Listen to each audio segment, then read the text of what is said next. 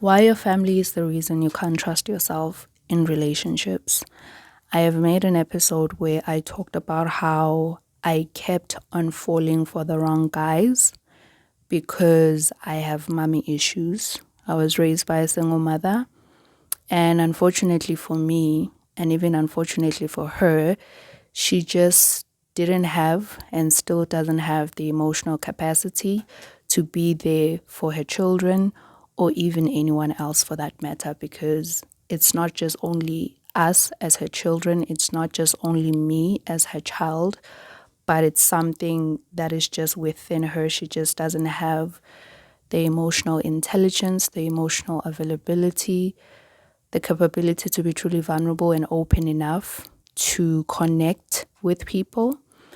Of course, other people who know her wouldn't know this about her.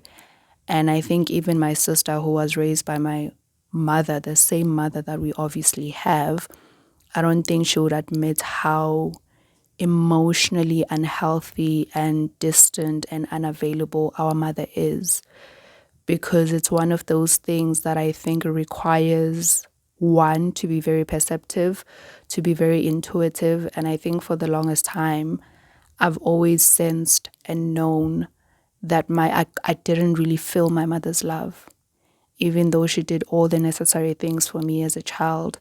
But I never really felt connected to my mother. And on top of that, there were times where she would make me feel small, where she will make me feel terrible about myself. And the worst part of it all is how she would do it in such a way that left me confused or left me judging myself, as in to say, oh, I'm the emotional one, because obviously my mother wouldn't want to hurt me, or I'm the one who maybe has misunderstood the situation or misunderstood what she said. And now at the point that I am, I now realize that it was never a misunderstanding. It was never me being too sensitive and too emotional, which, by the way, those things are absolutely fine, as long as you just have a reasonable and healthy way to manage those things. But it's normal and it's fine to be sensitive and emotional. But my family would make me feel like I am too and overly emotional and sensitive, that I take everything to heart. And this is usually the case with people who abuse you emotionally, who abuse you mentally. They always put the blame on you.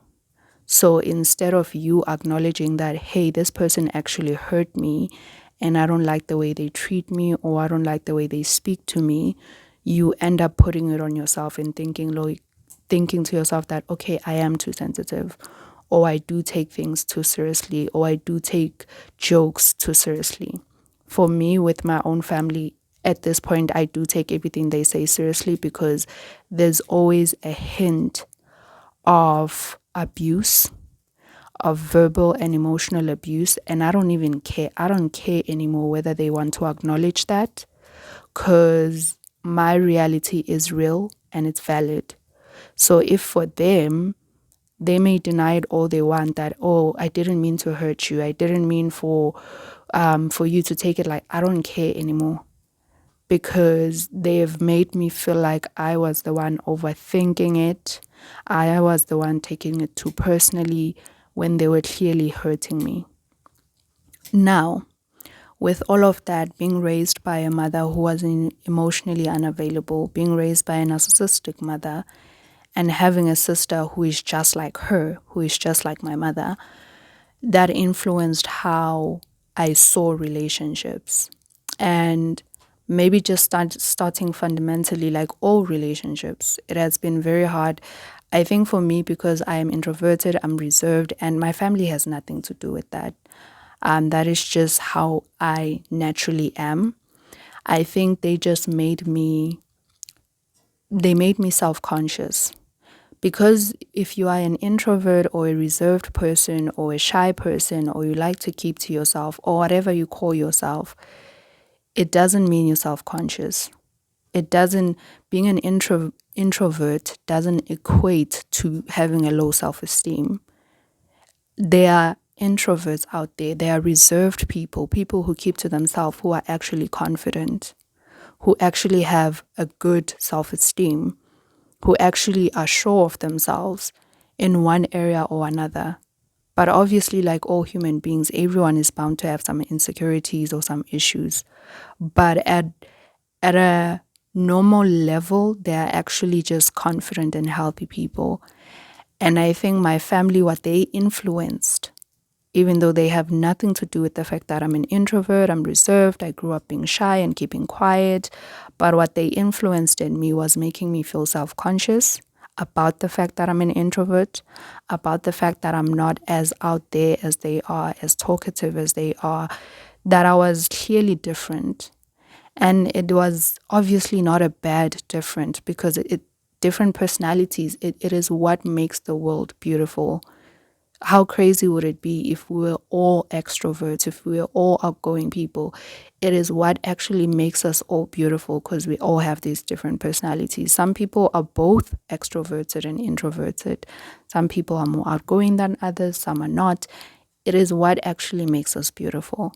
And there was never anything wrong with me being the way that I am, but my family made me feel insecure about the way that I am.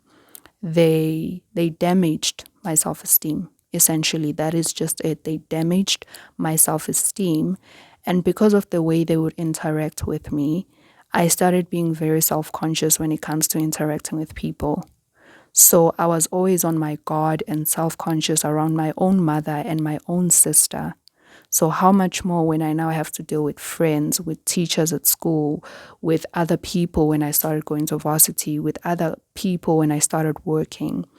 It became very hard for me to function because having lived in a family where I was constantly scrutinized and judged and belittled, I thought everybody was doing that, even if it wasn't my family anymore.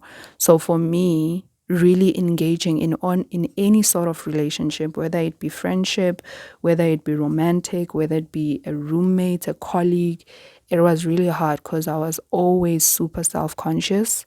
I was always extremely anxious. I cared so much what people thought of me because my family always had something to say about me and not good things.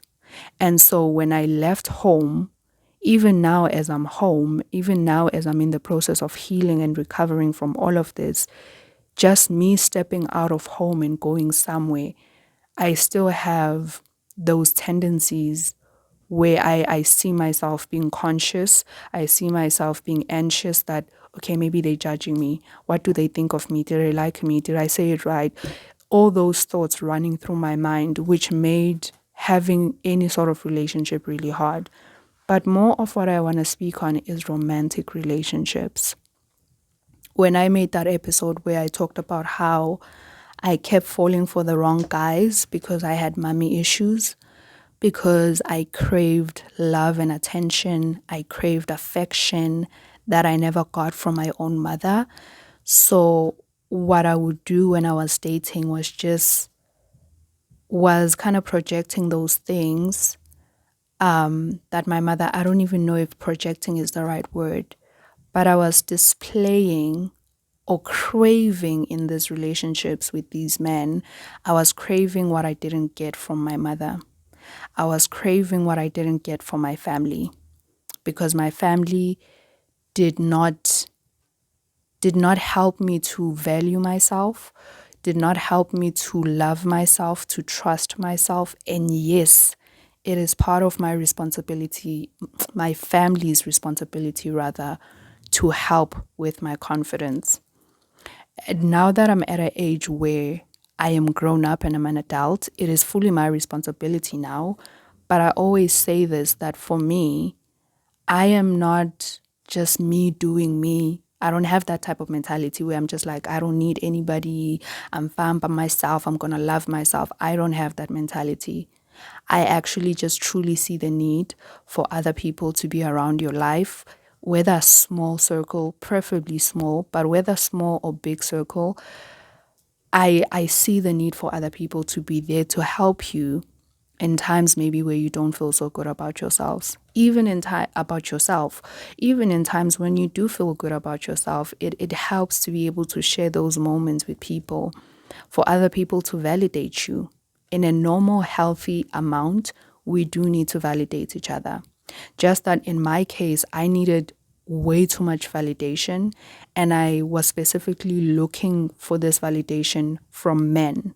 So I thought if they loved me, if they gave me attention, if I fought for their love and I proved my worth to them it would validate me. It would validate that I'm worth something, that I'm valuable, that I'm beautiful, that I'm smart. So with my family, there was never any healthy amount of validating each other, especially from my mother, who is the parent, mind you.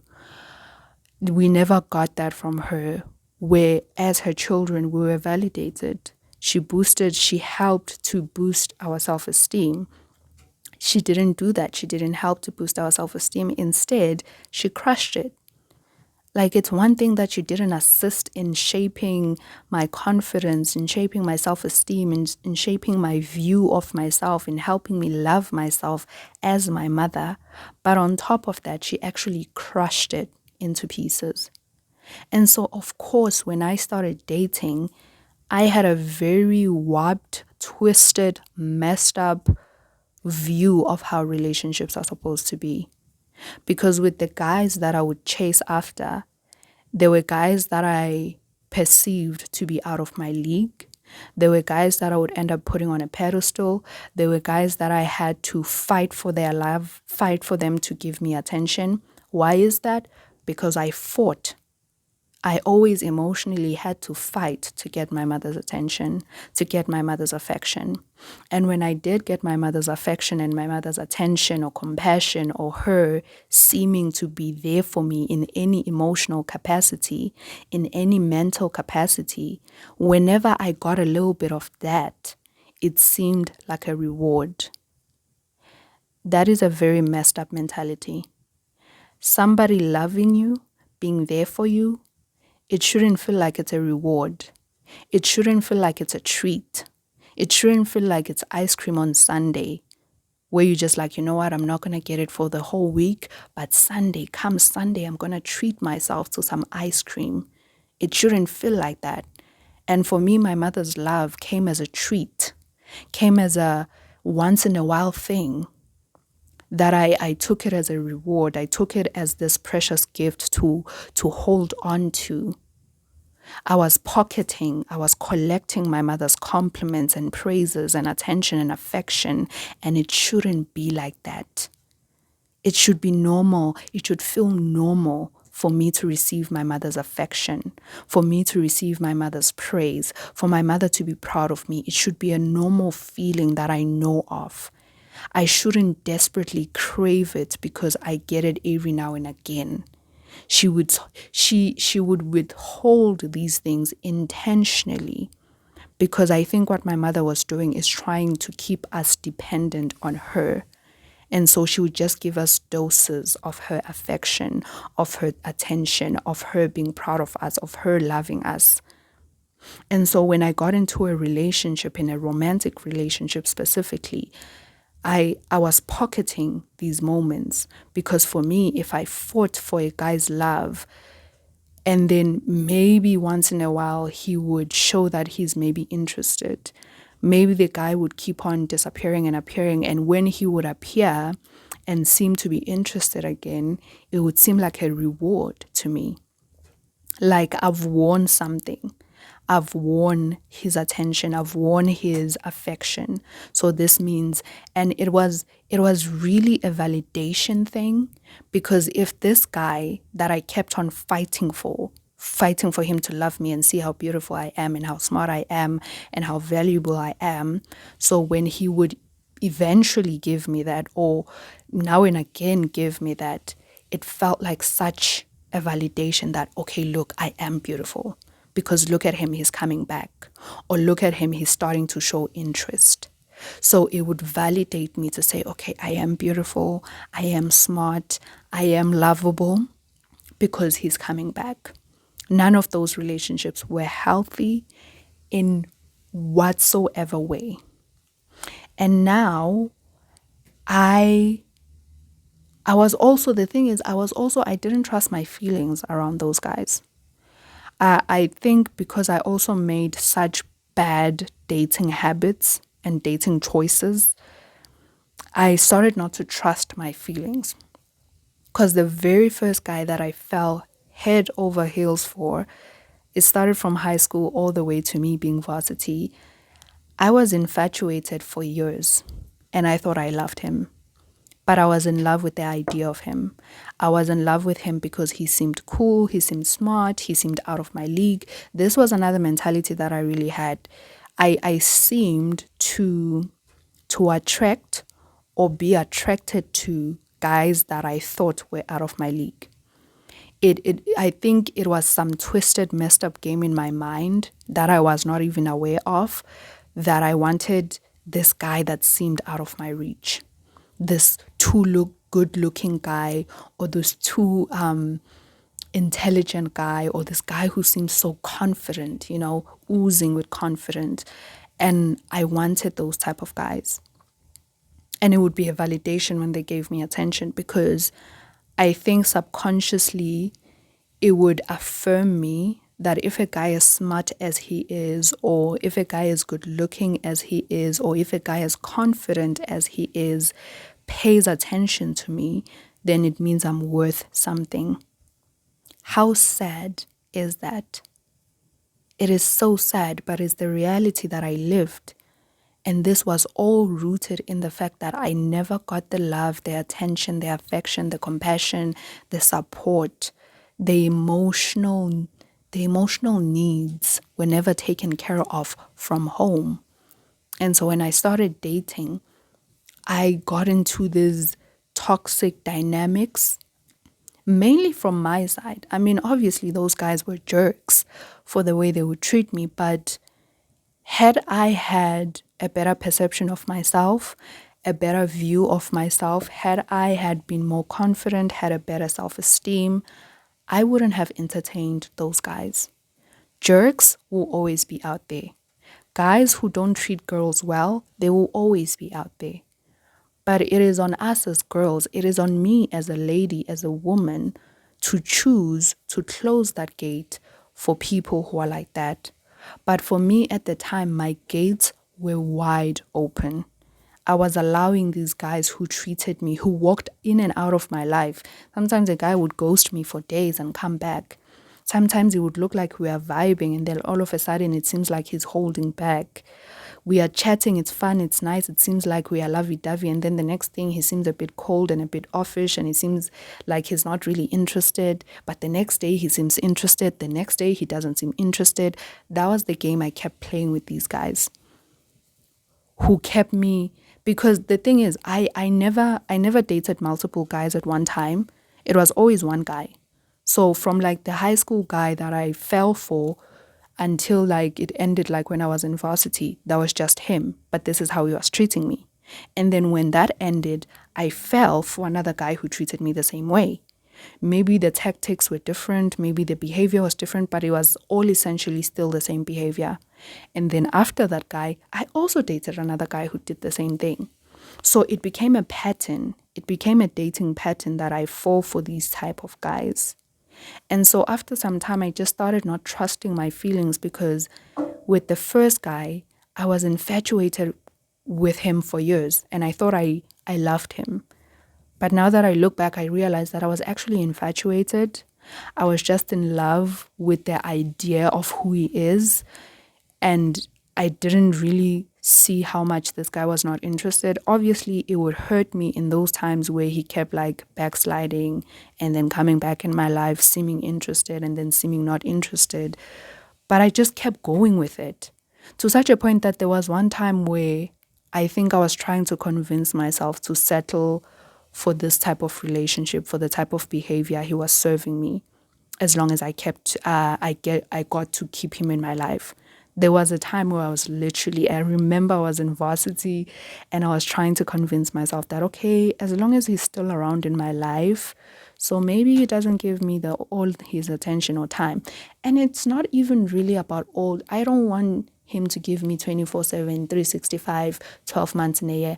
It's just about giving adequate time energy, effort, and attention to a relationship. Because some guys, they like to make us feel crazy. It's like now I'm asking you to speak to me every minute of the day. No, I'm not a crazy person. But I can tell that you're just not giving enough time. You're not giving enough attention and energy to this relationship. So there was a time where I was actually settling for this guy to just kind of like be around in my life, you know? However it went, it would go however he wanted it to go, because I was infatuated with him. It was unrequited love. He was not into me. He was just really not into me. I was just that girl who was always available to him. And I think that's why he kept me around his life for all those years, because I was just always available. Sometimes we would go on weeks without talking, excuse me. And then he would come back and call and we would pick it up and, go on again.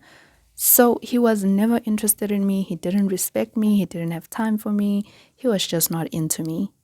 And because I was so used to being treated that way by my own family, I tolerated that type of behavior. And then it got to a point where I no longer really trusted my feelings, because having fell for that first guy and then realizing that I wasn't actually in love with him, I was in love with the idea of him, I was infatuated, it was unrequited love. And then going on to have the similar pattern or attraction to other guys who treated me more or less the same way, I started not to trust my feelings. I didn't know, am I infatuated? Do I love this person? Do I just think they're cool? Do I just like the idea of being in a relationship with them? Or do I genuinely love them? It got to that point where I just didn't trust my feelings. And now I actually haven't dated in a couple of years, and mainly because I'm back home. And for me, it has just never been ideal for me to date like someone around my hometown. It is just, I've never liked the idea. And I think it was also God's way of saving me, because he saw that I just kept on doing the same thing, repeating the same. I was an insane person, right? Because that's the definition of insanity, doing the same thing and expecting different results. And I think God saved me and was like, girl, go back home, because I know you're not going to be that interested to date when you back home. So go back home and stop dating. And so another thing that because I would move from one relationship to the next, like it started when I was never the kind of person who would say I can't go on without dating or without a boyfriend. Because I think I wasn't really emotionally invested in the relationships as I thought I was. It was more about me feeling validated. The relationships for me were a way to fill myself up because I felt empty, I felt lonely. I wasn't really dating from like a genuine, profound, like love place. I wasn't there. I don't even know how to phrase it, but it really wasn't that. So there were times where I was single between those relationships, but I would feel extremely lonely. I would feel all the emotions, the uncomfortable emotions that I feel about myself, that, okay, I'm not beautiful, I'm not smart enough, I'm not good enough. And so when I would get into another relationship, it was just a way to kind of validate myself again. And so now that I'm back home, I haven't dated in a couple of years, and it has been refreshing. I really got a breather. It has been refreshing to just kind of stay away from that part of my life. Also, I think I also got exhausted because I kept dating the same type of guy, basically. And so I think I just needed that break. But now I realize that I still don't trust my feelings when it comes to relationships. I'm still not sure whether when I like someone, do I like them because I think they are cool? Do I like their idea of us being together? Do I like them because I want to be validated? Am I infatuated, or do I genuinely like this person? These are all the things now that just run through my mind when I think of dating.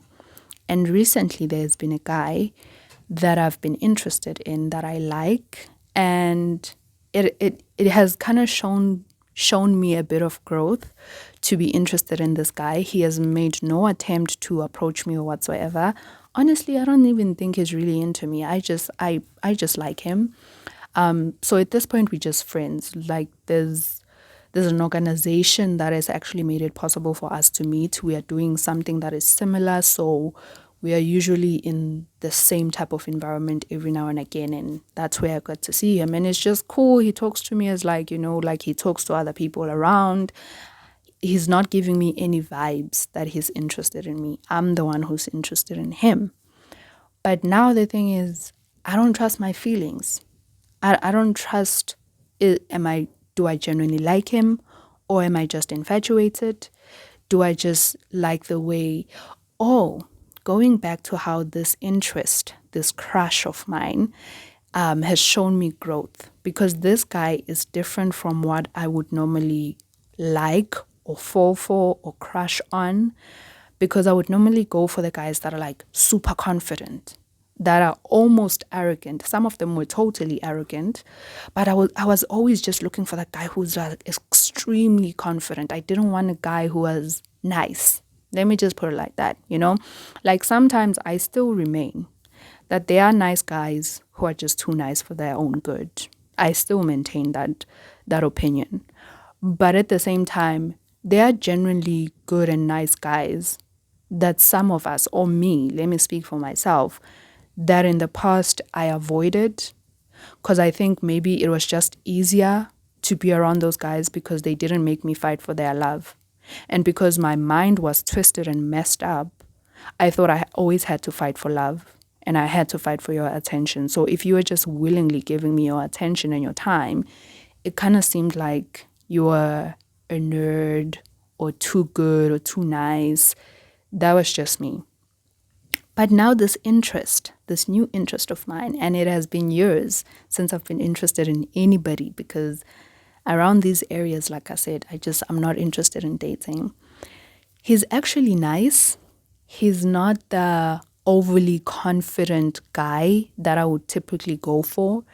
He's sweet, he's nice, and not just to me. Like I've always heard this being said, like, look for a guy who's actually just, notice how he treats other people, is also nice to other people.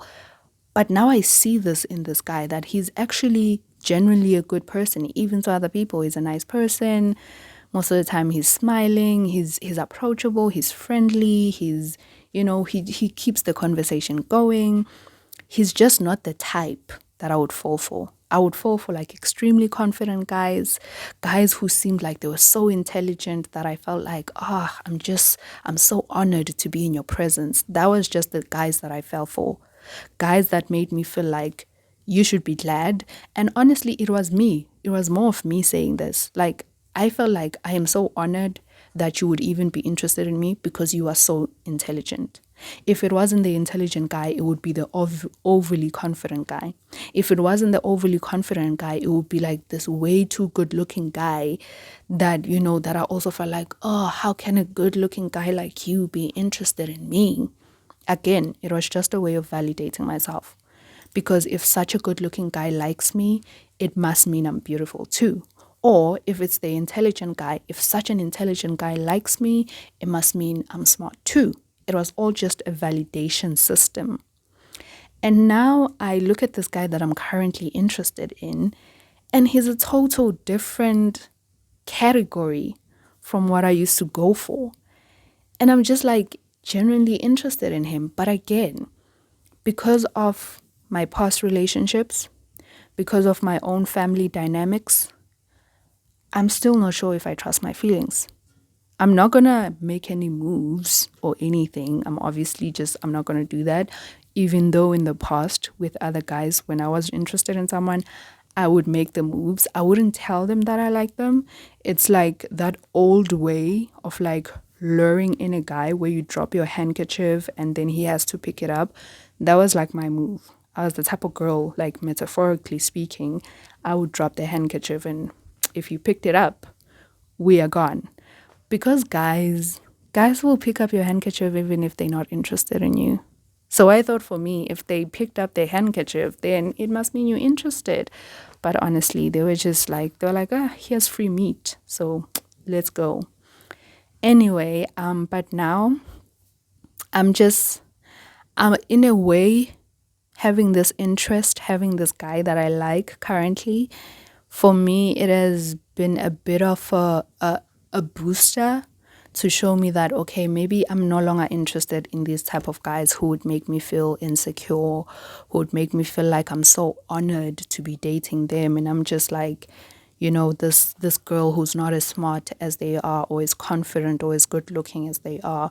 So it gave me a little bit of hope. But unfortunately, because of all the things that have happened in my own family, of the way that my own family, my own mother and my sister have treated me, I still don't trust my feelings. So in as much as I'm interested in this guy, I still don't trust my feelings. Because I could be thinking that I'm genuinely interested in this guy, but I could just be infatuated.